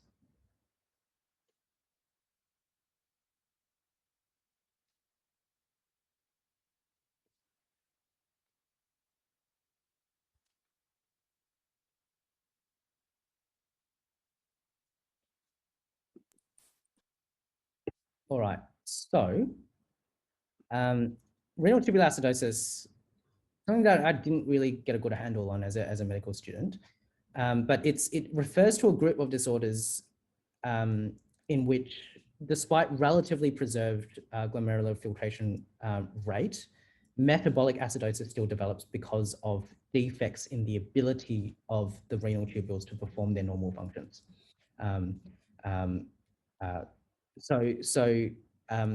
Things to know about renal tubular acidosis. So all forms of renal tubular acidosis are characterized by normal anion gap metabolic acidosis. So you don't get high anion gap metabolic acidosis if renal tubular acidosis is the cause of the metabolic acidosis. Now, in terms of types, so there are 4 major forms of renal tubular acidosis. So things to know, two forms are hypokalemic or cause hypokalemia, and two forms cause hyperkalemia. So the 2 hypokalemic forms of renal tubular acidosis are, distal, which is type 1, and proximal, type 2. And the 2 hyperkalemic ones are voltage dependent and hypoaldosteronism, or what we call type 4 renal tubular acidosis. Now, I'll just go through them briefly because I'm a bit weary of time. But distal renal tubular acidosis is the type A intercalated cells. They're unable for some reason to secrete protons. So no new bicarbonate is generated, and that leads to metabolic acidosis. And because no protons are being secreted, so urine pH is usually alkalotic, so it's above 5.5. And also because no protons are being secreted, no potassium is being reabsorbed as well, so patients present with a hypokalemia. The main causes of distal renal tubular acidosis are things like amphotericin B. So I think in our ID lecture, I talked about cryptococcus infection. We treat cryptococcus infections often using amphotericin B, and one of the side effects of amphotericin B is that it can cause distal renal tubular acidosis. Other things that can cause it include analgesia, so analgesic nephropathy, and autoimmune diseases like SLE. So often a lupus nephritis can be associated with distal renal tubular acidosis. Whereas proximal renal tubular acidosis is caused by so most bicarbonate is reabsorbed in the proximal convoluted tubule. And so in proximal renal tubular acidosis, there's for some reason, the proximal convoluted tubule can't reabsorb bicarb. and that results in increased excretion of bicarbonate in the urine, and that results in metabolic acidosis. There are various causes of proximal renal tubular acidosis. One cause is something that we've talked about in a previous lecture, multiple myeloma. So myeloma kidneys is often a cause for proximal renal tubular acidosis, and carbonic anhydrase inhibitors, which we sometimes use, can cause proximal renal tubular acidosis as well. Voltage-dependent renal tubular acidosis, I won't focus too much on. It's quite rare, but hypoaldosteronism, or type 4 renal tubular acidosis, is caused by either a reduction in aldosterone secretion or responsiveness, and causes include things like ACE inhibitors or ARBs, and adrenal insufficiency. In terms of that causes reduced aldosterone secretion. Causes of reduced aldosterone responsiveness, so aldosterone resistance, include things like potassium sparing diuretics, and Bactrim is a common cause for aldosterone resistance. Anyway, something to look out for. So interestingly, this patient actually, so this patient, if you've, so you can probably gather, has come in with what sounds like an adrenal crisis on the background of bilateral adrenalectomy. He's deficient in aldosterone, so you might expect that the patient has presented with type 4 renal tubular acidosis or hypoaldosteronism. But actually, interestingly, this patient actually, so if you measured, so type 4 renal tubular acidosis is usually causes hyperkalemia, so high potassium. If you measured this patient's potassium, it was actually low. So actually, this patient's still on the ward at the moment, and the renal physician can't work out at the moment whether it's type 1 or type 2 renal tubular acidosis. But in any case, hypokalemic renal tubular acidosis, so either type 1 or type 2, we usually treat using alkali therapy. So this is why the patient is on Sodabic, so sodium bicarbonate. But anyway, so before we move on with this case, I thought it would be good to revise the HbA axis. So I think, it's probably a little boring for you guys. You probably all over this, so the adrenal gland usually situated, above the upper pole of each kidney in the retroperitoneal space. It's usually surrounded by a capsule, and inside the capsule, we can divide the adrenal gland into an adrenal cortex, and inside that, an adrenal medulla. So the adrenal cortex, as I've illustrated here, is a true endocrine gland and can be divided into 3 zones. So from outside to inside, we have the zona glomerulosa, zona fasciculata, and the zona reticularis. And the zona glomerulosa secretes mineralocorticoids, so such as aldosterone, on stimulation by angiotensin II. Zona fasciculata secretes glucocorticoids like cortisol on stimulation by ACTH, and the zona reticularis usually secretes androgens like THEA on stimulation by ACTH. In contrast to the adrenal cortex, which is a true endocrine gland, the adrenal medulla is, we think of it as a modified sympathetic ganglion. So the adrenal medulla contains modified neuroendocrine cells called chromaffin cells, and if they become neoplastic, they cause pheochromocytoma. So these chromaffin cells secrete catecholamines, so 80% adrenaline, 20% noradrenaline, directly into the bloodstream on stimulation by sympathetic preganglionic neurons. So, obviously the adrenal glands are under control of the pituitary, and as you guys probably are already aware, pituitary gland is a pea-sized sort of gland that protrudes off the bottom of the hypothalamus at the base of the brain, and it has 2 parts. So there's the anterior pituitary, which is glandular and has a vascular link to the hypothalamus, which we call the hypophyseal portal system. And they contain 5 types. So the anterior pituitary contains 5 types of endocrine cells. So most of the cells are somatotrophs, which secrete growth hormone. About 20% are corticotrophs, which secrete ACTH. And then there's thyrotropes, which secrete TSH, gonadotropes, which secrete LH and FSH, and lactotropes, which secrete prolactin. And then posterior pituitary then secretes only two hormones, so vasopressin or ADH and oxytocin. So this patient has a history of Cushing syndrome, which means he had too much cortisol in his blood. And so you'll remember that the regulation of cortisone secretion starts with hypothalamus, which secretes CRH, which then acts on the anterior pituitary to stimulate secretion of ACTH, and then ACTH then acts on the zona fasciculata of the adrenal cortex to stimulate secretion of cortisol. So in terms of Cushing syndrome, so we tend to, so depending on whether the excess cortisol secretion is driven by ACTH or not, we can divide Cushing syndrome into ACTH dependent, meaning that they're driven by ACTH, or ACTH independent Cushing syndrome, in which case it's not driven by ACTH. So I've highlighted here the most common causes of Cushing syndrome. So the most common cause is actually iatrogenic, so administration of exogenous glucocorticoids. The patient might be on prednisolone for like ITP or rheumatoid arthritis or whatever, and that is the most common cause for Cushing syndrome, which is an ACTH independent mechanism.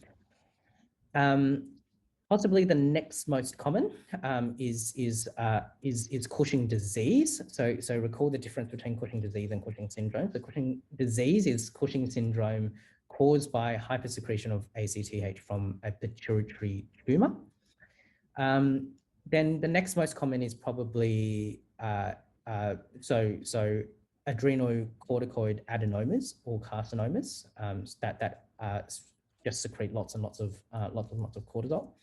And then finally, it's ectopic ACTH syndrome, where often you get a small cell carcinoma in the lungs, ectopically secreting ACTH into the blood, and that causes an ACTH-dependent Cushing syndrome. The other causes are very rare, but you can probably read up on it. So these are the clinical features of Cushing syndrome. I'm not going to go through that in too much detail. It's basically all of the side effects of long-term glucocorticoids. I want to focus more on establishing the diagnosis of Cushing syndrome. So if you have a patient coming in with these symptoms, how do you actually diagnose Cushing syndrome? And this flowchart is actually a really nice flowchart that walks you through sort of what you should do. So the diagnostic approach in practice depends on your clinical index of suspicion. So if the patient has a low index of suspicion, you want to rule out a diagnosis of Cushing syndrome, you usually only do initial testing with one of the first-line tests. And there are three first-line tests for a diagnosis of Cushing syndrome. So the first is 24-hour urinary free cortisol excretion. The second is late night salivary cortisol. And the last is overnight low dose 1 milligram dexamethasone suppression test. So three first-line tests. And usually if you have a low index of suspicion, you'd use one of the tests, and if it's negative, you can rule out a diagnosis of Cushing syndrome. Now, in a patient with a high index of suspicion, usually we do all of these tests. And a diagnosis of Cushing syndrome can be established when at least two of these first-line tests are unequivocally abnormal. So in this patient, we'll have, assuming that he presented initially with, classic symptoms of Cushing syndrome, we'll have a high index of clinical suspicion. We would have ordered all three of these tests, and all three of these tests, or two out of the three, would have come back abnormal, unequivocally abnormal, and we would have diagnosed Cushing syndrome. So that's all you need to diagnose Cushing syndrome. Now, the rest of this diagram is about working out what the cause of Cushing syndrome is. The first test that you do is a plasma ACTH, and that is to distinguish between ACTH independent Cushing syndrome and ACTH dependent Cushing syndrome. So if serum ACTH is elevated, then you know that it's ACTH dependent. In other words, the increased cortisol levels is driven by increased ACTH levels. And so these are your causes that you want to try to distinguish, differentiate between. If the serum ACTH is suppressed, then it means that it's not ACTH that's driving the hypercortisolism. It's something at the level of the adrenal glands themselves or exogenous glucocorticoid administration. So that's ACTH independent Cushing syndrome. And so if the serum ACTH is suppressed, then you know it's ACTH independent Cushing syndrome. The next test to do is a CT that's dedicated to looking at the adrenal glands, and there you're trying to look for adrenocorticoid adenomas or carcinomas. It's a little more complicated when the serum ACTH is elevated, in which case you have an ACTH dependent Cushing syndrome. And the next step, so if you have an ACTH dependent Cushing syndrome, the next step is to determine where the excess ACTH is coming from. So is it coming from the pituitary gland, so from a pituitary microadenoma, or is it ectopic? So is it coming from a non-pituitary tumor like a small cell carcinoma? And so usually we do both of these tests. So a high dose dexamethasone suppression test, and a CRH stimulation test. So the reason being that pituitary adenomas are only relatively resistant to negative feedback regulation by high dose glucocorticoids, whereas in contrast, most non-pituitary tumors are completely resistant to feedback inhibition. So in patients with Cushing disease or pituitary tumor, they tend to have decreased serum and urine cortisol levels after high dose dexamethasone. And high dose means 8 milligrams of dexamethasone. The CRH stimulation test is used to basically corroborate the high dose dexamethasone test. And so we follow up with so if you're suspecting Cushing's disease, then you do an MRI of the pituitary gland to look for a pituitary microadenoma. If you're suspecting a small cell carcinoma or some other non-pituitary tumor that's ectopically secreting ACTH, then the investigation to order is a CT chest abdo-pelvis to look for those non-pituitary tumors.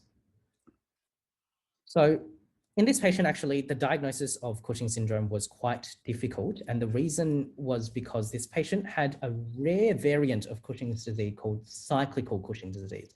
I'm not sure if anyone here has heard of cyclical Cushing's disease, but basically,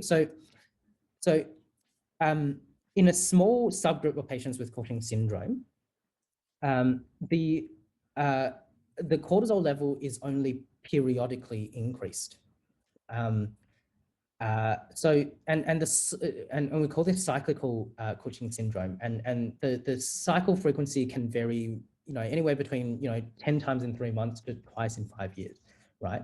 And usually in cyclical Cushing syndrome, during the intercyclic phase, so between cycles, serum cortisol is normal, which makes the diagnosis very, very difficult. In this patient, there was clinical suspicion of Cushing syndrome. So the patient initially presented with classic features, clinical features of Cushing syndrome, but the initial laboratory tests were normal. But we still had that sort of, high in clinical index of suspicion. So the diagnostic approach for these patients is then to repeat measurement of either 24-hour urinary free cortisol levels or late evening salivary cortisol over months to years, and attempt to establish 3 peaks and 2 troughs over that time. And if you can do that, and then do differentiation tests during, so 3 peaks and 2 troughs, so once you identify 3 peaks and 2 troughs, you can usually have a good idea of when the cycles emerge. And during a phase of cortisol excess, you then do the differentiation tests like a plasma ACTH, et cetera, and then if that's elevated, then you can diagnose cyclical Cushing syndrome. And that's how we diagnose cyclical Cushing syndrome in this patient. And so we ordered a CT chest, which showed no convincing pulmonary mass. And then we followed up with an MRI pituitary, which showed some slight bulkiness of the right lateral aspect of the pituitary gland, which was causing some left-sided deviation of the infundibulum. And so we diagnosed this patient then with cyclical Cushing, not only cyclical Cushing syndrome, but specifically cyclical Cushing disease, so caused by a pituitary tumor. And so in terms of treatment, so I'm not going to go into this too much, but this patient has Cushing's disease, and usually the first-line treatment for Cushing's disease caused by pituitary microadenoma is transsphenoidal surgery. So this patient had transsphenoidal surgery, but the patient was persistently Cushingoid, even post transsphenoidal resection. And usually in that case, you know, the next step is actually to consider bilateral adrenalectomy as a definitive final cure for the Cushing's disease. And obviously, if you take out both adrenal glands, then you need to place the patient on lifelong glucocorticoid and mineralocorticoid replacement therapy, which is the case in this patient. Going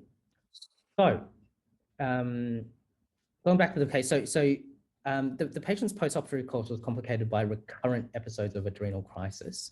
And this was actually like the 10th time that the patient had been in hospital over the past 5 to 6 years with adrenal crisis. And a plan was actually made with the patient that, if the patient had started to develop mild, adrenal crisis symptoms, then he was to give himself double dose of steroids, so stress dosing of steroids. If it's moderate, then triple dose of steroids. And if it's severe, then to come into hospital and be given parenteral steroids. In fact, this patient, to delve into the HOPC a little bit more, this patient had 6 to 8 weeks of subacute fatigue and weakness, and obviously a history of previous transsphenoidal surgery, which was unsuccessful, and then progressed to a bilateral adrenalectomy. And so he was on lifelong steroid and mineralocorticoid replacement. And he was told by his private endocrinologist to come into hospital if ever he needs to stress dose for more than 3 consecutive days. But he's had these symptoms for, so he's been stress dosing for 4 to 5 times per week for the last 6 to 8 weeks. And the only reason is because he just came back from a 10-week camping road trip in Darwin. And obviously his private endocrinologist is in Victoria. And so in that road trip, so what triggered it was that he developed some pneumonia, was admitted to Darwin Hospital, and then he's subsequently developed she's subsequently developed some vaginal thrush, which was initially suspected to be UTI and was admitted to Alice Springs Hospital.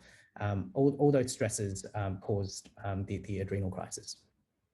Usual exercise tolerance is more than 100 meters, now less than 10 meters. No current focal infected symptoms, but obviously this patient is experiencing another episode of adrenal insufficiency. So how do we treat? Well, as I said before, we admitted the patient for about 48 hours for IV hydrocortisone. The adrenal crisis resolved, and then the patient was discharged.